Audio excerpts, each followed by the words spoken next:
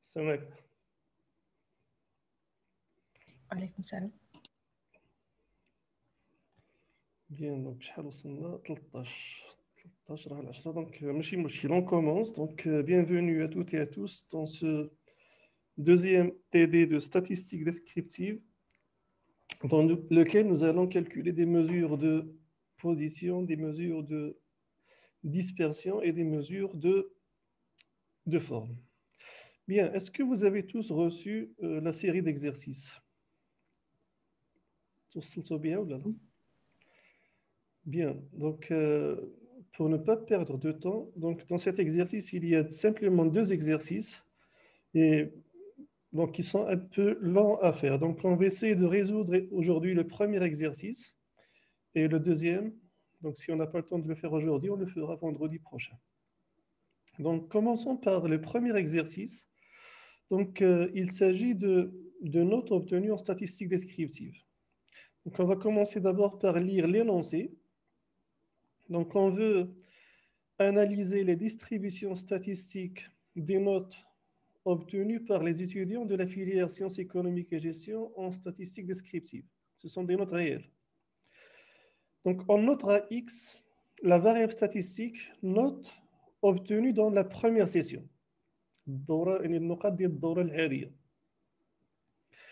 Et Y, la variable statistique, note obtenue dans la deuxième session. Donc, nous avons les distributions statistiques de ces deux variables dans les deux tableaux suivants. Donc là, je les ai résumés dans ce document. Donc, XI, ce sont les notes obtenues dans la première session. Donc, les notes, elles vont de 3 jusqu'à 19. Donc là, vous avez la suite du tableau, c'est les deux lignes en bas. Donc, les notes vont de 3, 4, 5, 6, etc. jusqu'à 19. Et on a les effectifs. Donc, ce sont les données sur lesquelles nous avons travaillé dans la première série.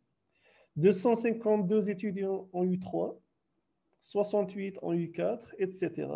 jusqu'à 21 étudiants en U19. Au total, donc, on a 1148 étudiants. Donc, ici, dans le premier tableau, nous avons la distribution des notes obtenues en statistiques descriptives dans la première session. Et dans le deuxième tableau, nous avons les notes obtenues dans la même matière, mais dans la deuxième session, après rattrapage. Donc, on va noter cette variable y et les modalités yi prennent les valeurs 1, 2, etc. jusqu'à 19, et on a leur effectif. Donc, un seul étudiant en U1, deux étudiants en U2, etc. jusqu'à 19, 21 étudiants en U19. Le total, 363. Donc, 363 étudiants ont passé l'examen de la deuxième session. Est-ce que maintenant vous avez compris déjà sur quoi on va travailler, sur l'objet de ces données? Ça fait une forme. Donc, ce que nous allons faire, donc on vous demande de calculer dans un premier temps des mesures de position. Je vous rappelle que lorsqu'on parle de mesures de position, on distingue les mesures de centre ou bien les mesures de tendance centrale, c'est-à-dire le mode, la moyenne arithmétique et la médiane. Et on distingue de l'autre côté les quantiles. Ici, on vous demande de calculer le premier quartile, le troisième quartile, le premier décile et le dernier décile. Ça, c'est pour la première partie de l'exercice. Pour la deuxième, on vous demande de calculer des mesures de dispersion. Et encore, lorsqu'il s'agit des mesures de dispersion, on distingue entre la dispersion dans un intervalle, comme par exemple l'intervalle de variation dans l'étendue ou bien dans l'amplitude et l'étendue, l'intervalle interquartile et l'intervalle interdécile. Et on a d'autres mesures de dispersion, des mesures de dispersion autour du centre, comme la variance, l'écart type et le coefficient de variation. Ensuite, on vous demande de calculer des mesures de forme. Donc, on vous demande de calculer un coefficient d'asymétrie et le coefficient d'aplatissement, et ceci pour chacune des deux séries. Commençons. Donc, avant de se lancer dans la résolution de cet exercice, il faut, dans un premier temps, résumer dans un tableau tous les calculs qui vont nous servir dans sa résolution. Par exemple, vous savez bien que pour calculer le mode, donc on a besoin des effectifs et des fréquences. Pourquoi? Parce que la valeur modale, c'est celle qui a la fréquence ou l'effectif le plus élevé localement. Donc on a besoin des effectifs ou bien des fréquences. On les a. Dans l'énoncé, on a les effectifs et on peut même calculer les fréquences. En plus, on vous demande de calculer une moyenne arithmétique. Donc, pour calculer une moyenne arithmétique, la formule, c'est 1 sur n somme des NI, XI. Donc, il faut d'abord calculer dans une colonne, dans un tableau. Regardez, donc je vous ai dit, on a les effectifs, les modalités, on a les effectifs. Avec les effectifs, on peut calculer les fréquences. Et maintenant, on vous demande ensuite de calculer une moyenne arithmétique. J'ai besoin de calculer NI, XI. Ça fait? Donc, on prépare tous les calculs qui vont nous servir dans un tableau. Ça va nous permettre de gagner du temps. Faire les calculs au début pour gagner du temps. صافي نجمعوا الحسابات كاملين نجمعوهم في واحد الجدول في الاول باش نربحوا الوقت ما نبقاوش كل مره نرجعوا نحسبوا. Ensuite, on vous demande de calculer, après avoir calculé la moyenne, de calculer la médiane. Et vous savez que pour calculer la médiane, on a besoin des fréquences cumulées croissantes. Donc il faut aussi les calculer. Dans le tableau, il faut préparer les fréquences cumulées croissantes. Et pour calculer les fréquences cumulées croissantes, on a besoin des fréquences. Et pour calculer les fréquences, on a des effectifs, donc on n'a aucun problème à les calculer. Ensuite, après la médiane, donc on vous demande de calculer le premier quartile et le troisième quartile, le premier décile et le dernier décile. Et tous ces calculs sont basés sur les fréquences cumulées croissantes. Donc, on a déjà préparé cette colonne des fréquences cumulées croissantes. Ensuite, dans les mesures de forme, de dispersion, pour calculer l'étendue, on a juste besoin de connaître le maximum et le minimum de la série. Pour calculer l'écart interquartile, on a juste besoin de savoir quelle est la valeur du premier quartile et celle du troisième quartile, donc que nous avons déjà calculé précédemment, etc. Pour calculer l'écart type, donc on a besoin de calculer la variance. Et le plus simple, c'est de la calculer grâce à la formule réduite, celle de Koenig-Huygens.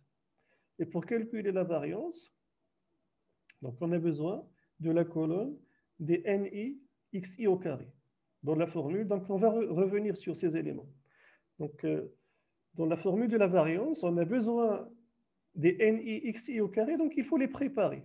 Dès le début, on les prépare dans un tableau. Et enfin, donc qu'est-ce qui va rester? Donc les mesures de forme, donc l'écart type, c'est juste la racine carrée de la variance. Et le coefficient de variation, c'est juste le rapport entre l'écart type et la moyenne. Donc, on a tout ce qu'il faut. Et enfin, il reste à calculer le coefficient d'asymétrie de Fisher, donc en fait, et le coefficient d'aplatissement de Pearson. Et pour calculer ces deux coefficients, vous avez la formule. Donc, il faut prendre chaque modalité, enlever la moyenne, diviser par l'écart type, mettre le tout à la puissance 3 et multiplier par n, les effectifs, ou bien à la puissance 4, lorsqu'on veut calculer un coefficient d'aplatissement. Donc, qu'est-ce que je veux dire par ceci? Pour être efficace le jour de l'examen, ou bien même hors examen. Donc, avant de résoudre l'exercice, il faut d'abord le lire. Lire l'énoncé en entier. الموضوع السؤال المضمون ديالو كامل. Donc, lire l'énoncé en entier avant de commencer la résolution. Et vous allez repérer les éléments qu'il faut calculer. تشوفوا المسائل اللي غادي تحتاجوا تحسبوها. Et pour ne pas faire les calculs plusieurs fois, donc préparez dans un tableau récapitulatif dans votre brouillon, sur votre brouillon, tous les calculs nécessaires. Ça fait نظن هذه القضيه دي واضحه غير مساله تنظيميه. Donc le tableau le voici. Donc on a les modalités XI, donc la première modalité 3, 4, etc. jusqu'à la dernière modalité 19. Donc ici, c'est un grand tableau, ça reste exceptionnel. Pour chaque modalité, on a les effectifs. Et l'effectif total, donc c'est 1148. On peut donc calculer les fréquences. Ces fréquences, on les a déjà calculées dans la première série des TD. Mais vous savez comment faire. Donc, on divise l'effectif de la modalité par l'effectif total. Et il faut que la somme des fréquences soit égale à 1. Sinon, il faut modifier l'une des fréquences de sorte à retrouver une fréquence totale égale à 1. Parfait. Donc, j'imagine que ceci maintenant est très simple pour vous. Pour calculer les fréquences cumulées croissantes, vous avez appris la règle, donc vous savez qu'il faut prendre la première fréquence et ensuite on ajoute les fréquences successivement l'une après l'autre. Pour calculer donc le produit pour calculer une moyenne, la moyenne arithmétique, donc on a pardon, qu'est-ce que je suis en train de faire? Bien, donc on a tout ce qu'il faut. Donc on prépare tous les calculs dans ce tableau. Maintenant, commençons la résolution. La première chose à faire, donc qu'est-ce qu'on vous... Et ceci, on le fait pour x parce qu'on a deux variables, la variable x, et on le fait également pour la variable y. Donc, on prépare à l'avance les calculs qui vont nous servir dans la résolution de l'exercice. Bien, donc passons maintenant à la première question. On vous demande de calculer des mesures de position. Et la première chose à faire, c'est de calculer le mode. Parfait. Donc le mode, ou bien on peut puisqu'il s'agit, attention, ici on travaille sur des notes arrondies à l'entier supérieur, donc c'est une variable qui est discrète. Et donc le mode, c'est la modalité qui a la fréquence la plus élevée localement. Donc ou bien on peut la trouver sur la base d'un tableau statistique, ou bien à partir d'un graphique, d'un diagramme en bâton. Donc là, j'ai préféré vous présenter les données sur un diagramme en bâton, c'est peut-être plus clair. Donc si vous représentez les effectifs de la variable x sur un graphique, donc ici vous avez donc les effectifs sur l'axe vertical et en horizontal, vous avez les notes qui vont de 3 jusqu'à 19. Et ici, on a un diagramme en bâton qui représente leurs effectifs. Alors, Donc là, le mode et la modalité correspondent au bâton le plus élevé localement. Voilà, très bien. Donc le mode, c'est la modalité qui a le bâton le plus élevé localement. Donc prenons la modalité, puisqu'en fait, je n'ai pas pour les valeurs 0, 1 et 2, l'effectif est nul. Donc passons directement à la modalité 3. Donc regardez le bâton de la modalité 3 par rapport à ses voisins 2 et 4. Vous voyez bien que localement, il est le plus élevé. Donc j'ai un premier mode que j'ai noté ici A. Donc A, ça veut dire la modalité 3, c'est une première valeur modale. Maintenant, est-ce que 4 est une valeur modale? Non. Non, parce qu'on voit bien que si on compare la hauteur ou la longueur du segment associé à la modalité 4, il est bien inférieur à 3. Donc 4 est éliminé. Est-ce que 5 est une valeur modale? Non. Non, on voit bien que le Non. bâton il est moins élevé par rapport à ses voisins, donc il est éliminé. Et on voit bien que 6 après, 6 est bien une valeur modale. On voit bien clairement que le bâton associé à 6 est élevé par rapport à ses voisins. J'ai un deuxième mode. Donc j'ai noté ici B. Et ainsi de suite. Donc si on continue de la sorte, on obtient combien de valeurs modales? Donc A, B, C, D, E et F. Donc j'ai au total 6 valeurs modales. Qu'est-ce qu'on a dit sur le mode? Le mode, c'est une mesure de centre. Mais si vous vous rappelez l'exemple des ventes de chaussures, lorsqu'on a plusieurs valeurs modales, alors le mode n'est plus une mesure de centre, c'est plutôt une indication sur l'hétérogénéité des données. يعني ملي كيكون عندنا بزاف ديال لي فالور مودال ما كيبقاش هذا واحد القياس ديال المركز ولكن كتعطينا هذا واحد المؤشر بان المعطيات غير متجانسه. Et en fait, qu'est-ce que vous remarquez ici? Est-ce que le niveau des étudiants décrit par leurs notes en statistique, est-ce qu'ils ont un niveau homogène? هل المستوى ديال الطلبه في الإحصاء متجانس؟ Non. Non. Donc vous avez en fait plusieurs groupes d'étudiants. Vous avez les excellents, ceux qui ont eu la note la plus élevée, 19. Et ils sont très rares par rapport au reste. Regardez, 7. Donc, regardez le nombre d'étudiants qui ont eu 19. En fait, ils sont très rares par rapport aux autres valeurs modales. Ça fait regardez ceux qui ont eu 10. Donc 10, c'est un peu entre les deux. Ce ne sont ni les excellents, ni ceux qui ont un niveau plus faible en statistique, mais ils sont situés entre les deux, même au niveau de leur effectif. Ça fait. Donc, il reste le problème des étudiants qui ont eu 3 qui sont très élevés. Donc, c'est un maximum global ici. Je vous ai dit, attention à cette note 3. En fait, en réalité, elle regroupe tous les étudiants qui ont eu 3, 2, 1 et 0. Pour une raison de rattrapage. Ça fait donc, qu'est-ce qu'on peut comprendre à partir de ces notes? C'est que les notes obtenues en statistique, la première session, sont hétérogènes. Et j'ai au moins 6 groupes d'étudiants. J'ai ceux qui ont eu 3, donc ils forment à eux seuls un groupe, les excellents, les moyens et entre les deux. Ça fait? Donc c'est tout ce qu'on peut dire sur le mode à ce niveau. Ça, c'est concernant les notes de la première session, les valeurs modales des notes de la première session. Maintenant, regardons ce qui se passe à la deuxième session. Donc là, vous avez les notes de la deuxième session et regardez donc les valeurs modales. Si on cherche les valeurs modales comme on vient de faire, on va se retrouver encore avec 6 valeurs modales que j'ai notées A', B', C', etc. jusqu'à F'. Donc ici, qu'est-ce que vous constatez? Qu'est-ce que vous constatez?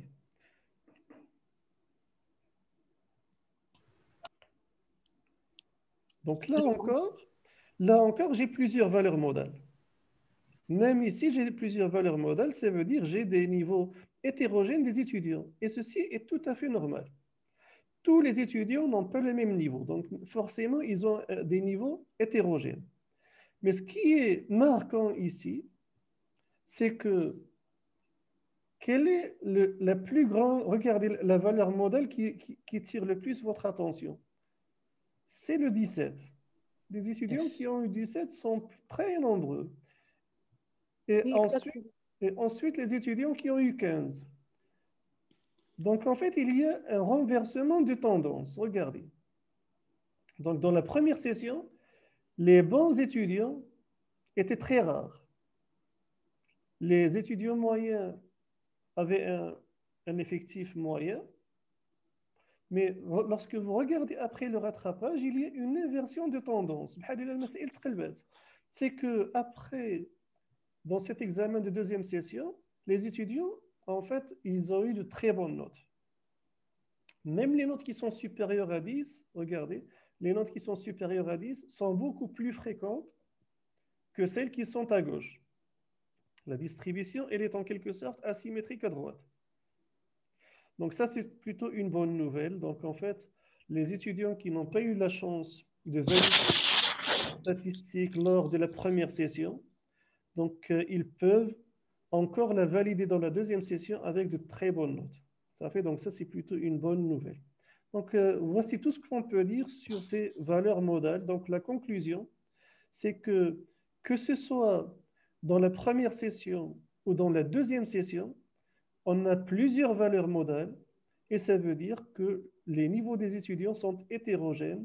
Est-ce que ceci est étrange? Non, c'est tout à fait normal. Ça fait, est-ce que vous avez encore des questions ou des remarques sur le mode, dans le cas discret? Non, monsieur, c'est clair. Monsieur, Oui? le mode ديما كيكونوا عندنا 6. Non, pas nécessairement. Ça dépend des effectifs. Donc, nous, en fait, on va chercher l'effectif, la modalité la plus fréquente localement. Et on ne sait pas dès le début combien on aura de valeurs modales. Ici, à titre exceptionnel, on a 6 valeurs modales au début et 6 valeurs modales à la fin. Ça fait? Mais en fait, on ne peut pas savoir. Donc, il peut y avoir un mode, comme je vous ai dit dans la remarque. Une distribution statistique peut avoir un mode. On appelle ceci une distribution unimodale. Une distribution peut avoir deux valeurs modales. Elle est dite bimodale. Ou bien elle peut avoir plusieurs valeurs modales et elle est dite multimodale. Ça fait, le nombre, on ne sait pas au début combien on aura de valeurs modales. Ça fait, est-ce que j'ai répondu à votre question? Oui, merci, monsieur, j'ai compris.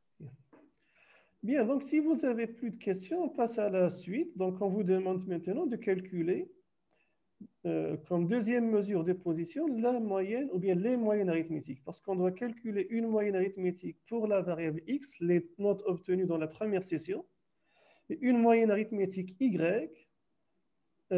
pour les notes obtenues dans la deuxième session. Donc, ce qu'on va faire, donc, on va faire les calculs en parallèle. Donc, on va faire le calcul des moyennes pour la variable x et pour la variable y. On va le faire de manière simultanée. Donc, vous vous rappelez que la formule de la moyenne, c'est 1 divisé par l'effectif total, somme des NIXI. Ça fait, donc ça, c'est la formule que nous avons vue dans notre cours. Donc, qu'est-ce qui a changé entre x et y? C'est l'effectif total. Donc, dans la variable x, l'effectif total est de 1148. Et dans la variable y, l'effectif total, il est de 363. Je vous ai dit que donc, il faut d'abord préparer les calculs dans un tableau. Donc, il faut calculer les NIXI et les NIYI et calculer leur somme. Donc, ici, en fait, on a I, dans la première session, il va de 1 jusqu'à 16 parce que les notes sont comprises entre 3 et 19. Et pour Y, donc I, il va de 1 jusqu'à 18 parce que les notes, elles vont de 1 jusqu'à 18 ou jusqu'à 19, je ne me rappelle plus. Bien, donc reprenons le tableau dans lequel nous avons fait les calculs. Donc, quelle est la somme des NIXI? Si on reprend notre tableau, voici le tableau des XI. Donc, les NIXI, voici leur somme. C'est 10 991. Lorsqu'on multiplie l'effectif NI par la modalité XI et on calcule la somme, vous trouvez un total de 10 291. Et pour calculer la moyenne, il faut diviser ce total par l'effectif total, 1148. Et pour la variable Y, donc la somme des NIYI est égale à 5022. 5022 qu'il faut diviser par 363 pour obtenir la moyenne arithmétique. Donc le résultat, donc regardez, rappelez-vous, donc on a dit la moyenne arithmétique de x, c'est la somme des NIXI. On vient de trouver 10 991 qu'il faut diviser par 1148. On obtient à peu près 8,96. Pour Y, on a trouvé que la somme des NIYI est égale à 5022, qu'il faut diviser par l'effectif total 363. On obtient 13,83. Donc maintenant, il reste à interpréter ces deux valeurs. Que signifie une moyenne? Lorsque je vous ai présenté la moyenne, j'ai fait l'analogie avec un centre de gravité. فاش شرحت لكم هذا المعدل هذه المويين قلت لكم كتشبه المركز الثقل. Rappelez-vous, on a pris un disque et on a dit le centre de gravité, c'est le point qui concentre tout le poids de ce disque. فاش خدينا المركز قلت لكم راه الوزن كامل مركز في هذيك النقطه ديال المركز. Et bien la même chose pour la moyenne arithmétique. Maintenant, si je veux avoir une idée sur le niveau de mes étudiants en statistique, pour avoir une idée, et pour voir l'évolution de leur niveau entre la première et la deuxième session. بغيت نشوف المستوى ديال الطلبه ديالي في الاحصاء وبغيت نشوف التطور ديالو ما بين الدوره الاولى والدوره الثانيه واش المستوى طلع ولا هبط. Je veux voir est-ce que le niveau s'est amélioré ou bien est-ce qu'il s'est dégradé. Donc là, qu'est-ce que vous remarquez dans la première session?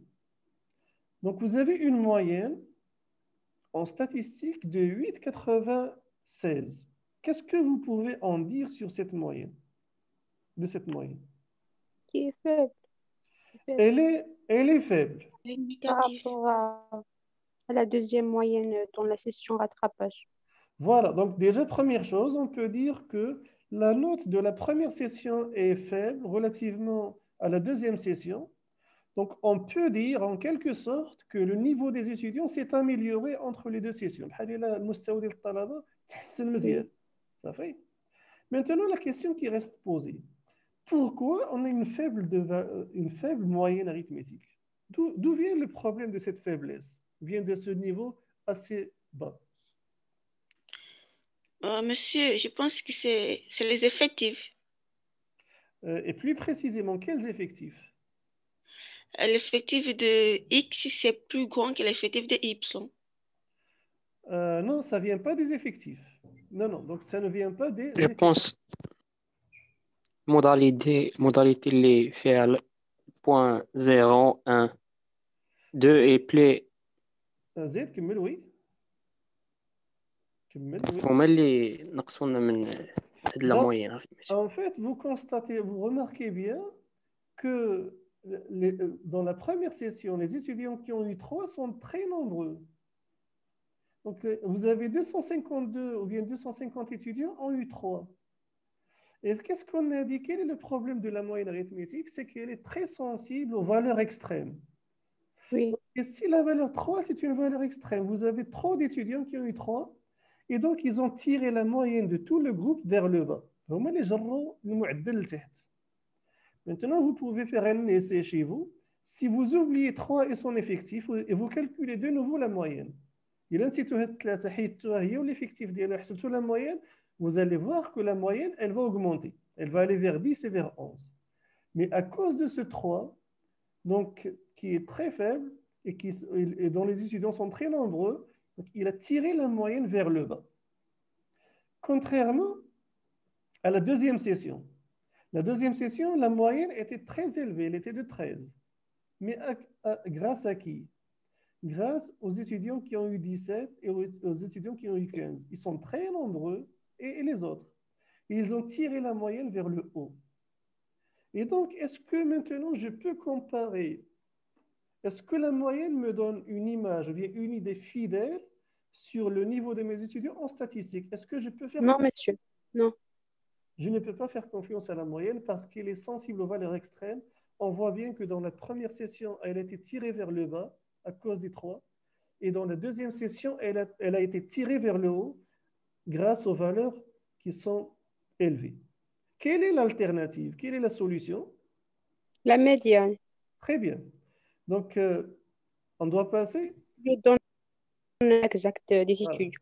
Voilà. Donc, ici, je vous ai donné une petite interprétation. Donc, la note moyenne obtenue dans la première session est approximativement de 8,96 et celle obtenue dans la deuxième session est voisine de 13,80.